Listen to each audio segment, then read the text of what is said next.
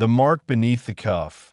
The church glowed with ethereal light as sunlight streamed through the stained glass windows, scattering kaleidoscopic patterns along the polished marble aisle. A soft chorus hummed in the background, their harmonies gentle, reverent. Every pew was filled. Friends, family, old neighbors, all gathered to witness the union of Naomi Bennett and Christopher Wallace. Naomi stood at the altar, radiant in white. Her smile was genuine. Her hands trembled slightly as she reached for Christopher's. When she looked into his eyes, she saw the man who had walked beside her through grief and laughter, who brought her coffee every morning without fail, who once scribbled a love poem on a napkin because he didn't have paper. Today was supposed to be the beginning of forever. Father Malcolm O'Reilly, a priest with over 30 years of ceremonies behind him, stood before them. He had seen nervous grooms, fainting bridesmaids, even runaway flower girls, but something about today felt off. He couldn't explain it.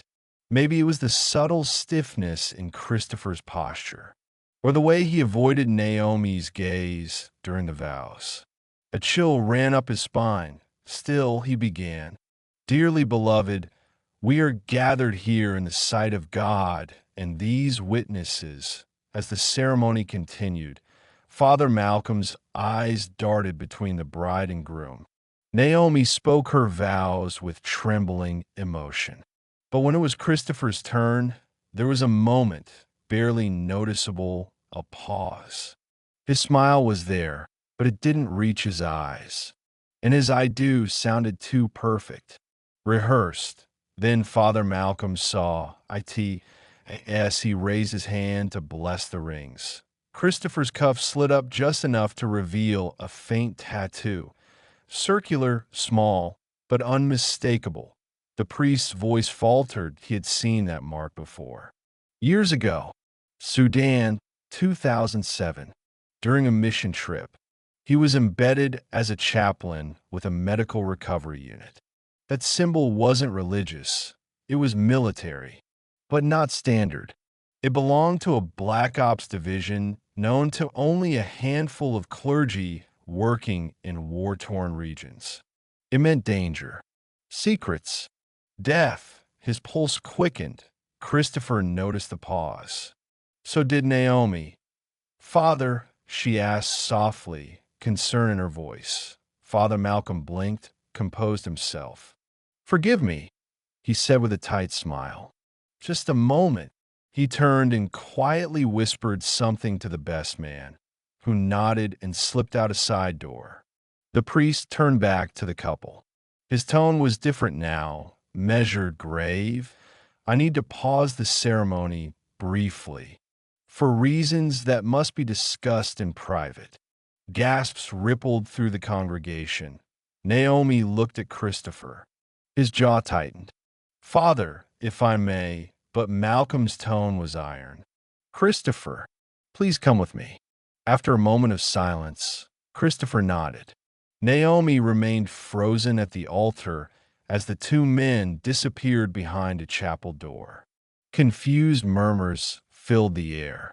Naomi's mother looked pale in the back of the church. A woman in a navy coat slowly rose to her feet.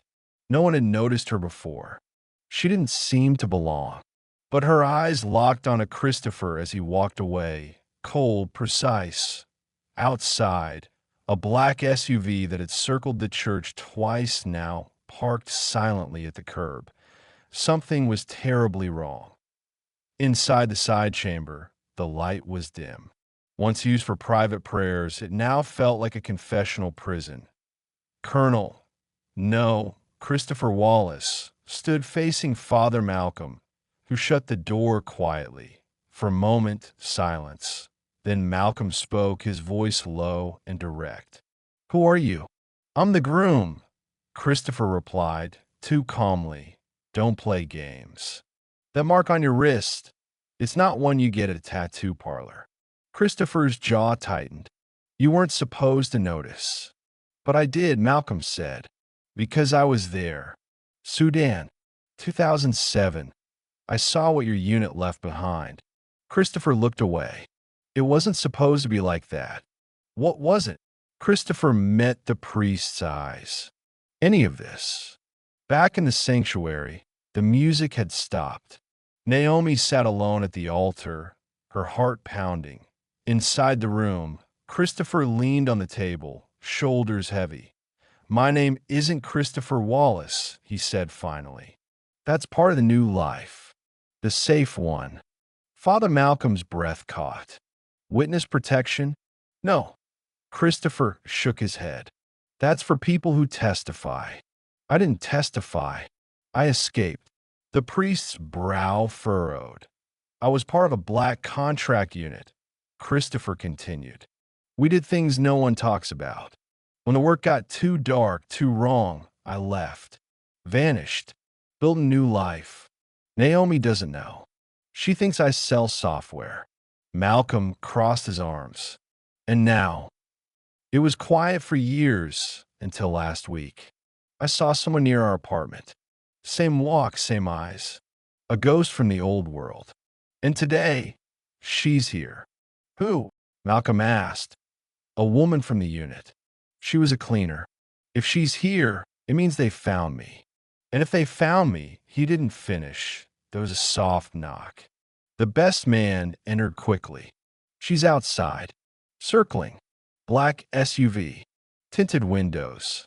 Christopher's fists clenched. Father Malcolm turned to him. You need to tell Naomi. Now. She'll never look at me the same. She deserves the truth. A pause. Then Christopher nodded. They stepped back into the sanctuary. The church fell silent. Naomi rose to her feet, searching their faces. What's going on? She asked. Christopher stepped forward. Naomi, he said, voice unsteady. There's something I need to tell you. Something about who I was before I met you. Whispers fluttered like wind through the pews. My name, my past. I buried it. I thought it was over. But follow me here. Elite. About everything. Naomi's breath hitched. Who are you? I'm someone who did terrible things. Things I never wanted you to know. But then I met you and I changed. I became someone else. Someone I could live with. Someone worthy of you. But I was wrong to hide it. He looked down. I thought today would be our beginning.